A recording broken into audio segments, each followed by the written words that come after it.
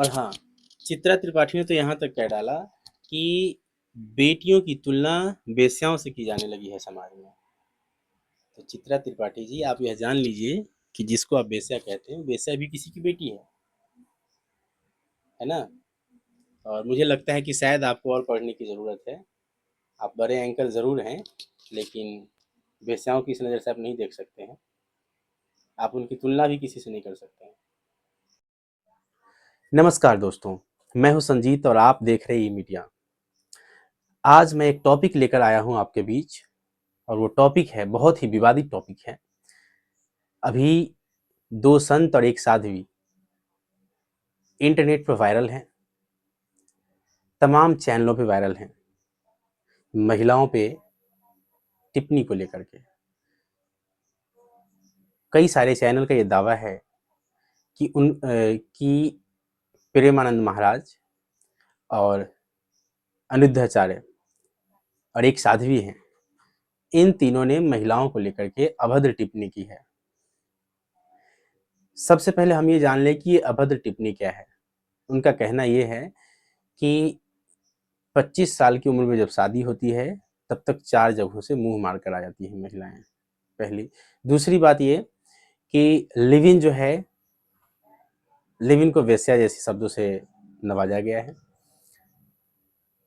और भी कई सारे आरोप लगे हैं।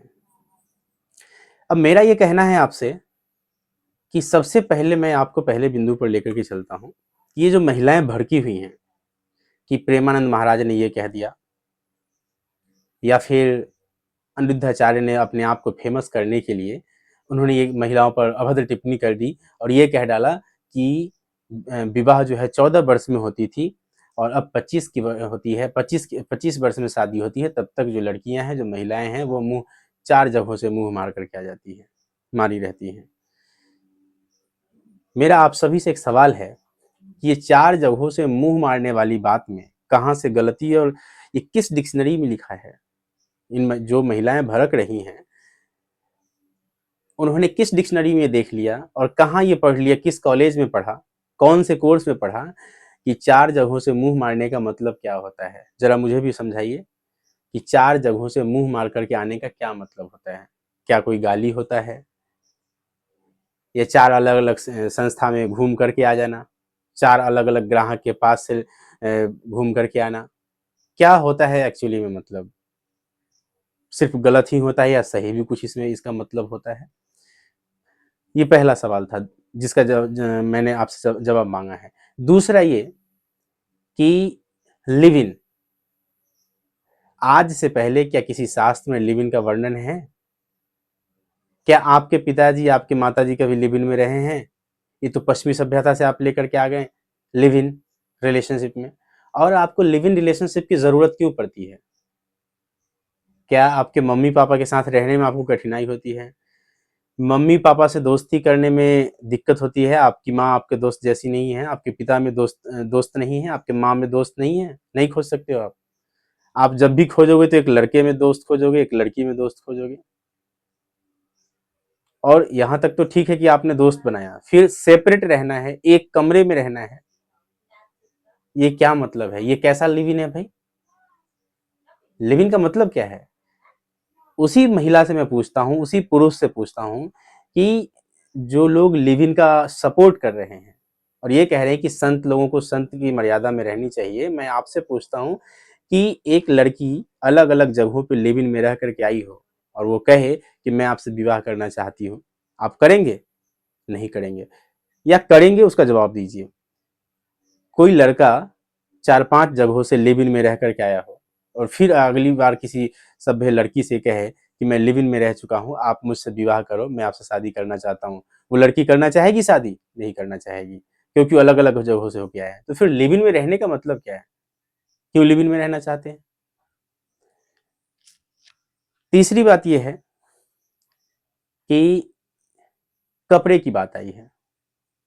आप सभी जानते हैं कि मानव सभ्यता का जब विकास नहीं था, जब मानव सभ्यता अर्धनंग अवस्था में, जैसे तैसे नंग अवस्था में रहते थे, तब से धीरे धीरे विकास हुआ, लोग कपड़े का निर्माण हुआ, कपड़ा बनने लगा, लोग कपड़े पहनने लगे।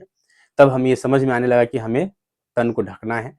लेकिन किस जगह को ढकना है, कौन से जगह को ढकना है, ये एक विकास का एक प्रोसेस था। आज बात यहाँ तक आ गई है कि भाई कि कौन कितना कपड़ा पहने और कपड़ा पे कोई टिप्पणी करने वाला होता कौन है। तो मैं आपको ये बता दूं कि इस समाज में यदि पुरुष वर्ग जो है कम कपड़ों में चले, अंडरवियर पहन के सड़क पे घूमने लगे, सफर करने लगे, तो क्या ये तथाकथित जो लोग लगाते हैं, सब तथाकथित शब्द से मुझे ये आया है कि महिलाएं कहती हैं कि तथाकथित संत, तथाकथित फलाना, तो ये जो महिलाएं हैं विरोध नहीं करेंगी? या अगर ये महिला वर्ग तंग कपड़ों में चले तो ये पुरुष विरोध नहीं करेंगे? भाई देखिए, सभ्यता का मतलब ये होता है कि जवाबदेही दोनों की बराबरी की है, वो स्त्री हो या पुरुष हो। समाज में दोनों का सम्मान अधिकार है, दोनों को समान अधिकार दिया गया है। तो ऐसे मामले में दोनों की जवाबदेही है कि हम एक सभ्य समाज का निर्माण करें। हम अपने बच्चों को क्या देंगे? ये तंग कपड़ा? क्या देंगे हम अपने बच्चों को? हमने अपने बच्चों के लिए क्या रखा है, अभी तक बचा के रखा है? जब हमारे बच्चे बड़े होंगे तो हम कैसी संस्कृति, कैसी सभ्यता उन्हें बताएंगे कि इन विवादों में अटके रहो? तो मेरा ये कहना है कि जवाबदेही दोनों की है। अगर आपको तंग कपड़ों में चलना है तो आप बेशक चलिए, लेकिन वही अगर पुरुष समाज भी तंग कपड़ों में जब चलना शुरू करे तो आपकी अभद्र, आपकी टिप्पणी नहीं आना चाहिए, टिप्पणी नहीं आनी चाहिए कि भाई वो गलत कर रहा है।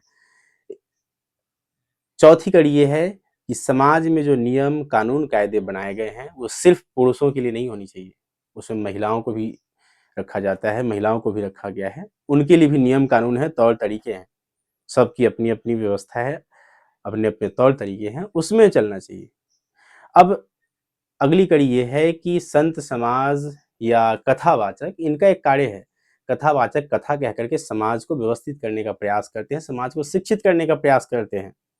शिक्षा का ये कतई मतलब नहीं होता कि हम दारू शराब पी करके और जैसे तैसे कपड़े पहनकर हम बेढंगे की तरह चले, ये गलत है। वो लड़का करे या लड़की करे, समाज ऐसी स्थिति में बिगड़ता है, उसको बिगड़ा हुआ समाज, बिगड़ा हुआ व्यवस्था कहते हैं। तो ये संत समाज और जो कथावाचक हैं, इन लोगों की जवाबदेही है, यही लोग समाज का बेहतर निर्माण करते हैं, जहाँ जहाँ कमियां होती हैं उसको सुदृढ़ करते हैं। संत बन जाना, जिन जो लोग टिप्पणी करते हैं कि संत गलत है, ये है वो है, आप बन के बताइए। सिर्फ कपड़े पहनने से संत नहीं हो जाते हैं, संत के लिए त्याग करना होता है, जीवन भर शादी नहीं करते हैं वो कभी, हमेशा एकांत में रहते हैं, समय समय पर वो अपना बोलते हैं, फिर सुनते भी हैं लोगों से। तो आपको लगता है कि संत आसान है? बन के देखिए एक बार तो मान जाओ, कहने से कुछ नहीं होता। इस वीडियो को देख करके आपकी क्या राय है, तो अपनी राय कमेंट के माध्यम से हमें बताइए, और जहाँ त्रुटि हुई होगी वो भी बताने का प्रयास करिएगा। अगली वीडियो में मैं उसे करेक्ट करके आपके पास फिर से अपलोड करूँगा। धन्यवाद।